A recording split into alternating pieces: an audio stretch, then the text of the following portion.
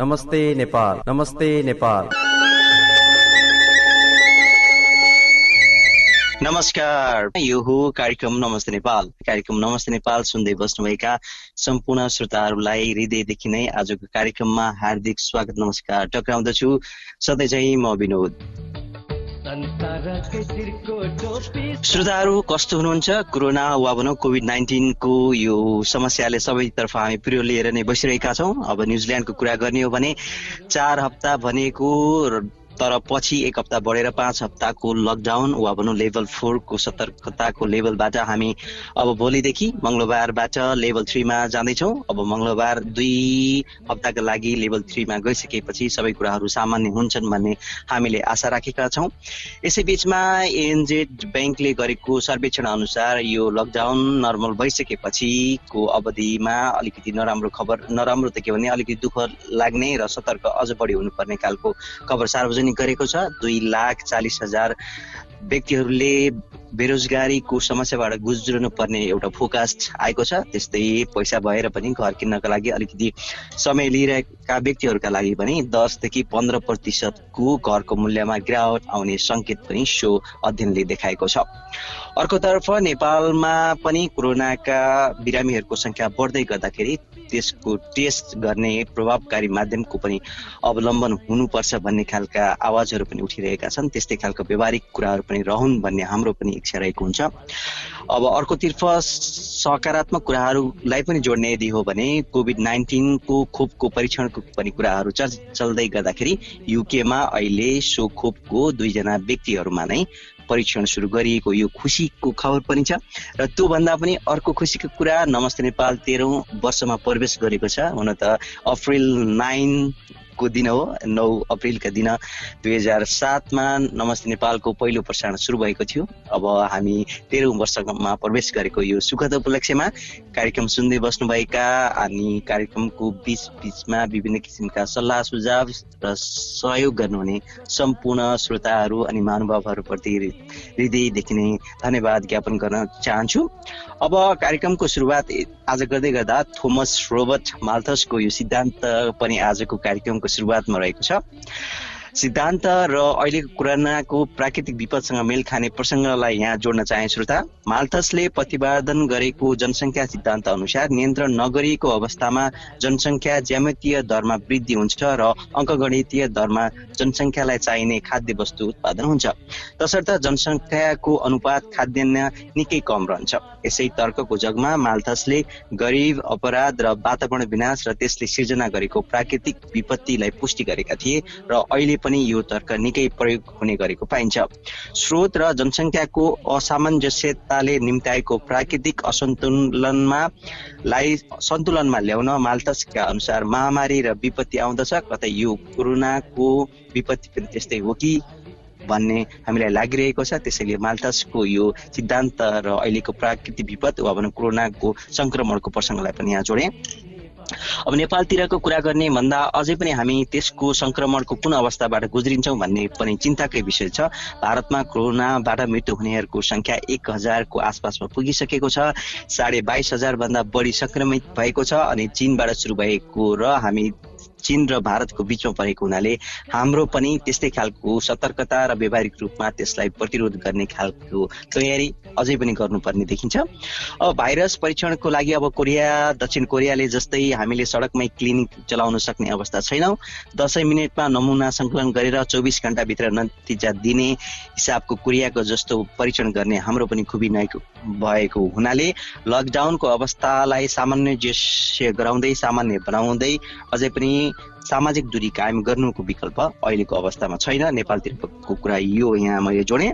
त्यस्तै श्रोता 10,000 को कोरोना परीक्षण गर्ने मिल्ने PCR किटको अनुदान पाउँदा पनि सरकारले व्यवस्था गरेको खबर आएको छ, जुन साह्रै नै दुःख लाग्दो छ। तर बाहिरिएको खबरलाई पुष्टि गर्ने गरी सिङ्गापुरको टेमासेस फाउन्डेसनले दिएको फोर्टिच्युड किट ल्याउन सरकारले रुचि नदेखाएपछि निजी क्षेत्रले जहाज नै चार्टर गरेर ल्याइएको खबरले पनि सबैको नजर तानिरहेको छ।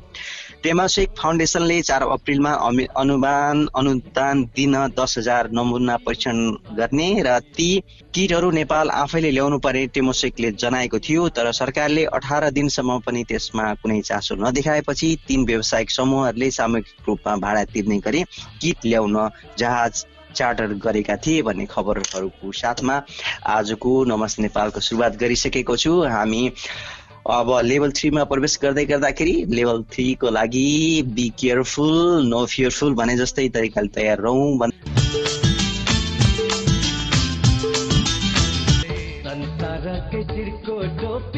श्रोताहरू, यहाँहरूलाई फेरि पनि कार्यक्रम नमस्ते नेपालमा हार्दिक स्वागत गर्दछु। कोभिड-19 वा भनौँ कोरोनाको संक्रमणलाई कसरी कम गर्ने र त्यसलाई कसरी निराकरण गर्ने विषयकै चर्चाहरूको क्रमलाई जोड्ने क्रममा अमेरिकाको फ्लोरिडामा रहेका आइसियु विशेषज्ञको रूपमा कार्य गर्दै आउनुभएका डाक्टर आशिष नेउपानेको बुझाइलाई पनि यहाँ मैले प्रस्तुत गर्न चाहे। हाम्रो अनुभवमा भेन्टिलेटरमा राखिएका 50% मानिसहरू निको हुन सक्दैनन् भनेर डाक्टर आशिष नेउपानेले भनेका छन्। त्यसैले विश्वमा यो भाइरसका कारण मृत्युदर औसत 1 देखि 4% मात्र छ, तर अस्पतालमा भर्ना भएकाहरू मध्ये 5 देखि 15% मात्रको मृत्यु भएको छ। यस्तै आइसियुबाट भेन्टिलेटरमा पुगेका बिरामीहरूको मृत्युदर 25% सम्म पुगेको छ। देशभर कोरोना परीक्षणको दायरा बढाउनु पर्दछ, जुन नेपालको लागि भनेका छन्। स्वास्थ्य कर्मीका लागि अझै पनि पिपिई उपलब्ध गराउन ढिलो गर्न नहुने र अमेरिकाको फ्लोरिडामा आइसियु विशेषज्ञको रूपमा कार्यरत डाक्टर आशिष नेउपानेको बुझाइ छ। नेपाल सरकारले अर्को तयारी के गर्नु पर्यो भने स्थानीय, क्षेत्रीय र देशैभर मात्र फैलिने अवस्थामा के कस्तो कदमहरू चाल्न सकिन्छ भनेर अब ढिलै भए पनि पूर्व तयारी गर्न ढिला गर्नु हुँदैन भनेर डाक्टर आशिष नेउपानेले भनेका छन्। मानौ यस्तो परिस्थिति आयो भने कुन अवस्था र कुन अस्पतालमा कसरी उपचार थाल्ने, स्वास्थ्य कर्मीलाई कसरी परिचालन गर्ने, आवश्यक स्वास्थ्य सामग्री कहाँबाट कसरी ल्याउने जस्ता विषयमा पनि ध्यान दिनु जरुरी छ। अन्यथा अमेरिकाको वा भनौँ विशेष गरी न्युयोर्कको जस्तो हालतबाट नेपाल गुज्रनु नपरोस् भनेर डाक्टर आशिष नेउपानेले सजित बनाएका छन्। अब श्रोता, कोरोनाको कुरा गर्दाखेरि अहिले राजनीतिले पनि अर्को खालको मोड लिएको पनि यहाँहरूलाई थाहा भइ नै सकेको छ। अब लोकप्रिय होइन, नायक नेता चाहिएको छ भन्ने खालको विश्लेषण पनि आइ नै सकेको छ। हामीले भर्खरै लोकतन्त्र दिवस पनि मनाएका छौँ। अब यसै सन्दर्भको छोटो टिप्पणी यहाँ उठाउन चाहेको छु। हाम्रो नेतृत्व ठेक्का पट्टामा रुमलिएको छ, एकपछि अर्को स्क्यान्डल आएका छन्। यथार्थमा के हो जनताले थाहा पाउनु पर्यो नि। भूमिमा बस्ने श्रमजीवीले बुझ्ने गरी लकडाउनको सन्देश खोइ त, जहाँ छौँ त्यही बस मात्र भनेर पुग्छ। चुनावमा पैसाको चलखेल नै लोकतन्त्रको सबभन्दा ठुलो दोष भइदियो। खुला समाज, स्वतन्त्रता र लोकतान्त्रिक पद्धतिका पक्षमा बहस गर्दै हिँड्न रुचाउने डाक्टर केदार माथेमाको यो अभिव्यक्तिसँगै 14औं लोकतन्त्र दिवस मनाउँदै गर्दा असहमत हुने धेरै कम होलान्। विद्यालयमा शिक्षक आइदिउन्, पढाइ निरन्तर होस्, धारा खोल्दा पानी आइदियोस्, सडक पेटी हिँड्ने मिल्ने बनिदिउन्, पसलमा नुन तेल सहजै पाइयोस्, स्वास्थ्य चौकीमा डाक्टर र औषधि होस्, यति भइदिए नेपाली जनता दङ्ग भइहाल्छन्। अरू दुःख सजिलो र व्यवस्था त जनता आफैले गरिहाल्छन् नि भन्ने खालको टिप्पणी र लोकतन्त्र दिवस मनाउँदै गर्दाखेरि डाक्टर केदार भक्त माथेमाको सन्देशलाई जोडेर यहाँ गर्न चाहे। अब यसै बीचमा फेरि पूर्व आइजिपी सर्वेन्द्रनाथ खनाल, नेकपाका 2 जना सांसदहरूले जनकपुरबाट रातारात काठमाडौँ ल्याएका भनिएका अर्का 1 जना सांसदको यो राजपा र समाजवादी पार्टी एक भएको विषयको यो प्रसङ्ग पनि यहाँहरूले थाहा पाइ नै सक्नु भएको छ। धेरै कोट्टा हुँदाखेरि त्यति नमिठो हुन्छ भन्ने पनि यहाँहरूले बुझ्नु भएको छ। यो प्रसङ्गलाई यहाँ नै जोडे, यतिकै छोड्न मन लाग्यो। र डाक्टर माथेमाको तर्कलाई यहाँ अन्तिममा जोड्दै के भन्न मन लाग्यो भने राजनीतिक दलहरू वीरता हो भनेर उनले प्रश्न गरेका छन्। जसलाई मन लाग्यो त्यसैलाई टिका लगाएर पठाइदिने, त्यसमा लिड गर्ने मान्छे चाहिँदैन। यो मान्छे सक्षम छ, यसले डेलिभर गर्न सक्छ भनेर त्यस्तै मान्छेलाई लैजानु पर्यो नि भन्ने डाक्टर माथेमाको तर्क छ। नेताहरूले यस्तो संस्थामा खेलवाड गर्नुभयो। नीति र आर्थिक भ्रष्टाचार निरन्तर भइरहेको छ। पञ्चायत कालमा पनि हुन्थ्यो होला भ्रष्टाचार, तर त्यो बेला अलिकति डर राजाको हुन्थ्यो, अहिले त सबैजना राजा भएका छन् भनेर यसरी लोकतन्त्रको दिवस मनाउँदै गर्दाखेरि डाक्टर केदार भक्त माथेमाको यो अभिव्यक्तिलाई पनि सहयोग रूपबाट लिनुपर्ने जस्तो मान्छु। अब यो कोरोनाको परीक्षणको कुरा पनि गरेँ, लोकतन्त्रको दिवसको का हरेक कुराहरू पनि उठाइसकेपछि अब कोरोनाले नै विश्वभरि पारेको अवस्थाको छोटो प्रसङ्गलाई यहाँ जोडेर एउटा साङ्गीतिक क्रम यहाँ जोड्ने नै छु। श्रोता, कोरोनाले धेरै असर पारेको अवस्थामा पनि यो फ्लाइटहरूको हवाईजहाजहरूको उडानलाई पनि धेरै प्रत्यक्ष रूपबाट प्रभाव पारेको यहाँहरूको बुझाइ त गलत हुनै सक्दैन। अहिले विश्वभरका 2/3 भन्दा धेरै हवाईजहाजहरू ग्राउन्डेड छन्। पहिलेबाटै आर्थिक समस्यासँग जुधिरहेका हवाई सेवा प्रदायकहरूको आम्दानी एकातिर शून्यमा ओर्लिएको छ भने अर्कोतर्फ महँगो पार्किङ शुल्क र मर्मत सम्मादको खर्चको भार थेग्नुपर्ने अवस्था आइपरेको छ। अहिले विश्वभर ग्राउन्डेड 16,000 भन्दा बढी यात्रु जेट विमानहरू छन्, जसका कारण विश्वका 2/3 विमानका लागि उचित पार्किङ स्थल पाउन तथा ग्राउन्डेड विमानलाई उडान योग्य बनाइराख्न सन् 2020 को व्यावसायिक प्राथमिकतामा बनेको वा परेको छ। इन्टरनेसनल एयर ट्रान्सपोर्ट एजेन्सी वा एसोसिएसनले सन् 2020 मा यात्रुवाहक विमान कम्पनीको आम्दानी 1/3 खस्कने र 2,50,00,000 व्यक्तिहरूको रोजगारीमा खतरामा पर्न सक्ने भनेर चेतावनी दिएको यो खबर पनि यहाँहरूसँग जोडे। यो सँगसँगै अब कार्यक्रम नमस्ते नेपालमा यहाँहरूलाई दोस्रो साङ्गीतिक कोसेली प्रस्तुत गर्दैछु। अहिले भने यो गीत सुनेर रमाइलो गर्दै गर्नुहोला।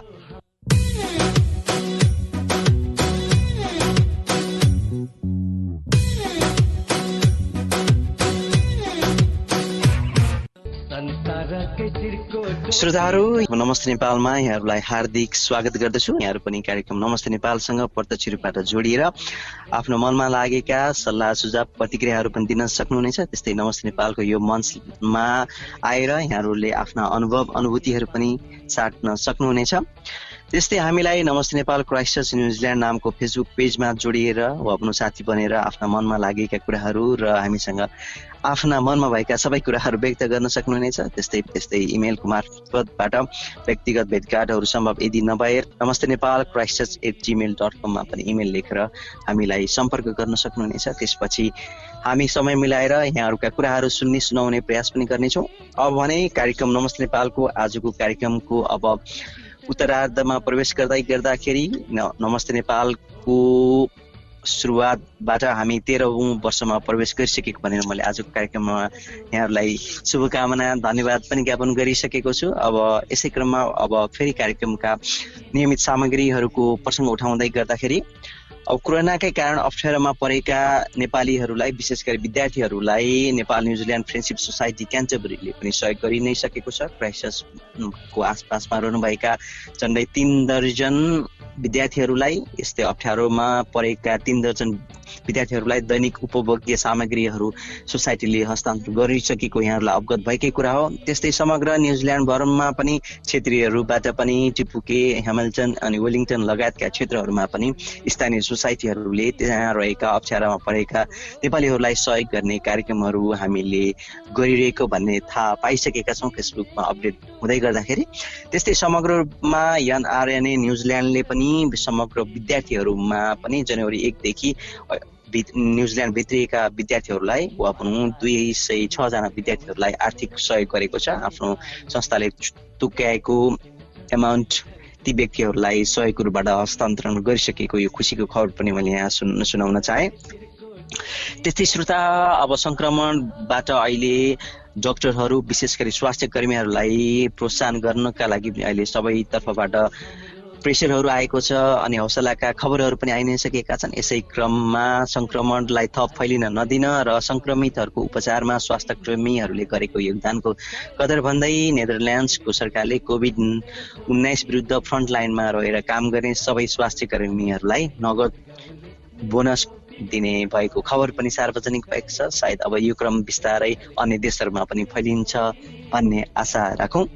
अब राजनीतिको छोटो कुरो पनि यहाँ उठाउन मन लाग्यो। पार्टीभित्र र बाहिरबाट चर्को विरोध भएपछि लोकगायिका विष्णु माझीको यो लोकप्रिय गीत सालको पात चपरी हुने एबरै गीत गाएर पनि मथर पारा नसकेपछि प्रधानमन्त्रीले वा भनौँ नेपालको प्रधानमन्त्रीको कुरा गरेको छु, अन्ततः विवादास्पद अध्यादेश फिर्ता लिन तयार भएका छन्, जसबाट अन्य पार्टीहरू फुटाउन खोजेको भन्ने आशंका गरिएकोमा फुटाउने भनेका पार्टीहरू जुटिएका छन्। अब यो यस्तै खालको तारतम्य परेको छ।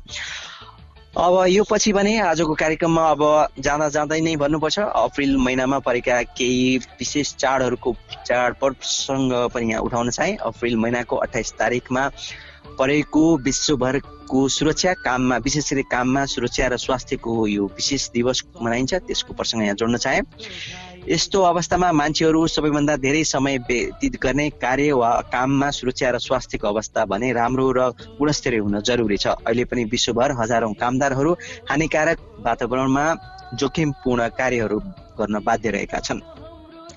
विश्वमा प्रतिदिन 6,300 श्रमिकहरूको मृत्यु कार्य सम्बन्धी जोखिमका कारणले हुने गर्दछ। यस हिसाबमा कार्यमा वा पनि काम गर्ने ठाउँमा कार्य सुरक्षा र स्वास्थ्यको अवस्थाको कमीले वर्षभरमा 23 लाख मान्छेहरू मर्दछन्, जुन तथ्याङ्क भयानक पनि हो। वर्षभरमा 3 अर्ब 17 करोड कार्य सम्बन्धी दुर्घटना हुने गर्दछन् र यस्ता कार्यमा स्वास्थ्य र सुरक्षाको सम्झौताका कारणले विश्वभरकै कुल गुराँसको उत्पादनमा 4% अवरोध आएको पनि विभिन्न अनुसन्धानहरूले देखाएको छ। त्यसैले काममा स्वास्थ्य र सुरक्षा, कामदारहरूको सुरक्षा र स्वास्थ्यको पनि विशेष ख्याल गर्नुपर्दछ भन्ने सन्देश दिनका लागि सुरक्षा र स्वास्थ्यको विशेष दिन भनेर यो मनाउने गरिन्छ अप्रिल महिनाको 28 तारिकको, जुन प्रसङ्ग मैले यहाँ जोडेँ। त्यस्तै अब मे महिनाको 3 तारिकको प्रसङ्ग यहाँ जोड्न चाहे। यो रेडियोसँग सम्बन्धित छ। रेडियो, टेलिभिजन अनि पत्रकारिताका अन्य माध्यमहरूको विषय छ, वा भनौँ राज्यको चौथो अङ्ग वा भनौँ प्रेस अर्थात् सञ्चार माध्यमको कुरा हो। श्रोता, तिनका स्वतन्त्रताका कुराहरू हुन्।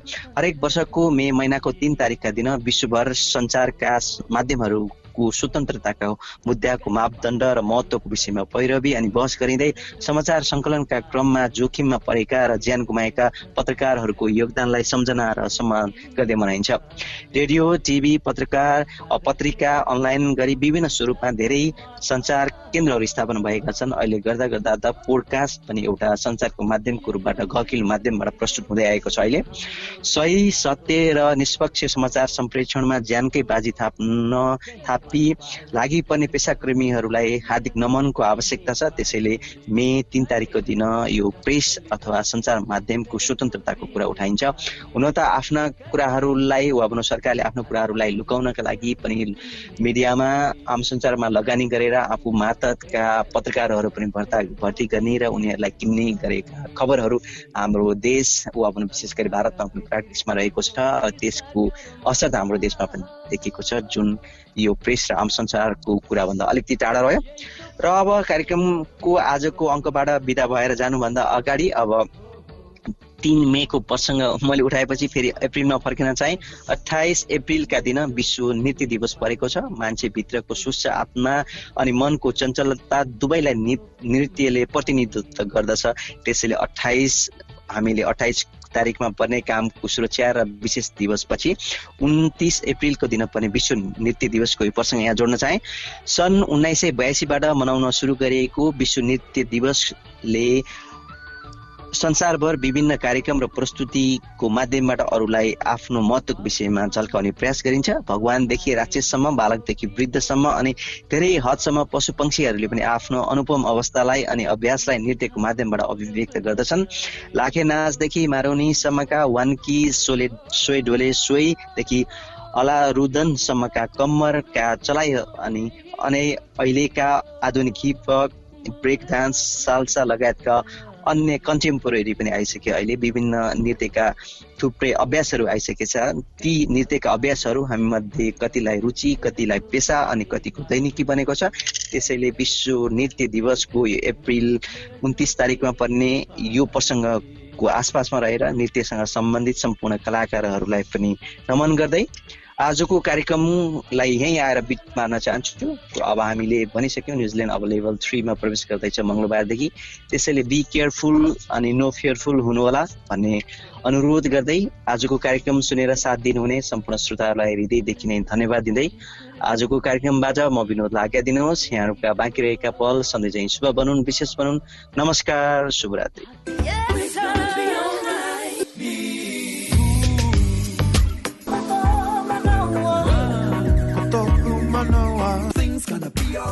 नमस्ते नेपाल, नमस्ते नेपाल।